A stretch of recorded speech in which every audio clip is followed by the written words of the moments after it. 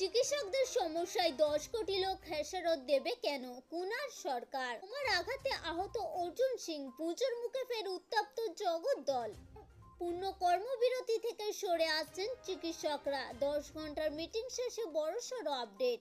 পুজোর ছুটি ছাড়াও এক মুঠো বাড়তি ছুটি ঘোষণা। দারুণ উপহার দিল রাজ্য সরকার। কবে খুলছে স্কুল, কলেজ, অফিস, কি জানাচ্ছে এই বিষয়ে মুখ্যমন্ত্রী মমতা বন্দ্যোপাধ্যায়? আজ থেকে একাদশ শ্রেণীর ছাত্রছাত্রীদের ট্যাবের জন্য ১০,০০০ টাকা দেবে রাজ্য সরকার। আবার উপভোক্তাদের দিতে হবে মুচলেখা। বড় সিদ্ধান্ত রাজ্য সরকারের।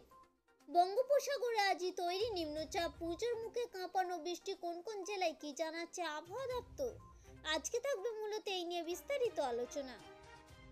কলকাতার প্রখ্যাত চিকিৎসক ডক্টর কুনাল সরকার জুনিয়র চিকিৎসকদের আন্দোলন তথা বিভিন্ন কর্মকাণ্ডকে প্রকাশ্যে সমর্থন করছেন ডক্টর সরকার, কিন্তু তিনি আলোচনার টেবিলে সমস্যা মেটানোর পক্ষে। এটা প্রয়োজন। কাজের সঙ্গে সঙ্গে স্বাস্থ্য ব্যবস্থা সম্পর্কিত বিভিন্ন কথা চলতেই পারে, তাই আমি অবশ্যই বলবো কর্মবিরতি ফিরিয়ে নিক জুনিয়র চিকিৎসকরা।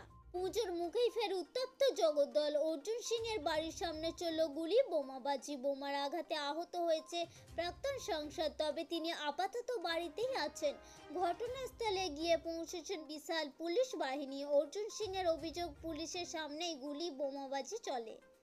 ৪২ দিন টানা কর্মবিরতির পর ১০ দিন আংশিক কাজ করার পর ফের পূর্ণাঙ্গ কর্মবিরতি শুরু করছে জুনিয়র ডাক্তাররা। সোমবার থেকে রাজ্যের সমস্ত মেডিকেল কলেজে আবার ফিরছে জুনিয়র ডাক্তারদের কর্মবিরতি।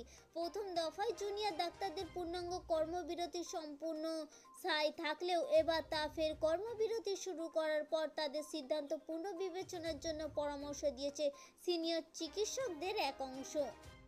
পুজোর ছুটি ছাড়াও এক মুঠো বাড়তি ছুটির ঘোষণা। দারুণ উপহার দিল রাজ্য সরকার। কবে খুলছে স্কুল, কলেজ, অফিস? ৩১ দিনের মধ্যে টানা ১৭ দিন বন্ধ থাকবে অফিস, কাছারি, স্কুল, কলেজ। যেহেতু ৩ নভেম্বর ভাইফোঁটা রবিবার পড়ছে, তাই ৪ নভেম্বর ছুটি দেওয়া হয়েছে। সব মিলিয়ে অফিস খুলছে ৫ নভেম্বর। পুজোর মধ্যেই একাদশ শ্রেণীর ছাত্রছাত্রীদের ট্যাবের জন্য ১০,০০০ টাকা করে দেবে রাজ্য।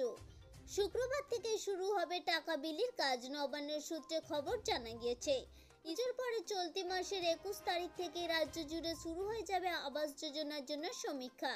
কেন্দ্র সরকার বাংলাকে ১১.৫ লক্ষ বাড়ি তৈরি বরাদ দিলেও গত ২.৫ বছর ধরে সেই প্রকল্পের জন্য এক পয়সাও ছাড়েনি। তাদের একটাই অভিযোগ, প্রধানমন্ত্রী গ্রামীণ আবাস যোজনার প্রকল্পে দুর্নীতি হয়েছে। বুকে ফের একটি নিম্নচাপ তৈরির প্রবল আশঙ্কা রয়েছে। এর জেরে পুজোর মুখে আবারও বৃষ্টির সম্ভাবনা বাড়ছে। নিম্নচাপ তৈরির জেরে সমুদ্র উত্তাল থাকবে। আগামী ২৪ ঘন্টায় মৎস্যজীবীদের সমুদ্রে যেতে নিষেধ করা হয়েছে। আমাদের উদ্দেশ্য ছিল কেবলমাত্র ছোট্ট ইনফরমেশনটি আপনাদের সামনে উপস্থাপন করা। যদি ভালো লেগে থাকে অবশ্যই লাইক করবেন, জনস্বার্থে প্রচুর পরিমাণে শেয়ার করবেন। Thank you friend, thank you for watching.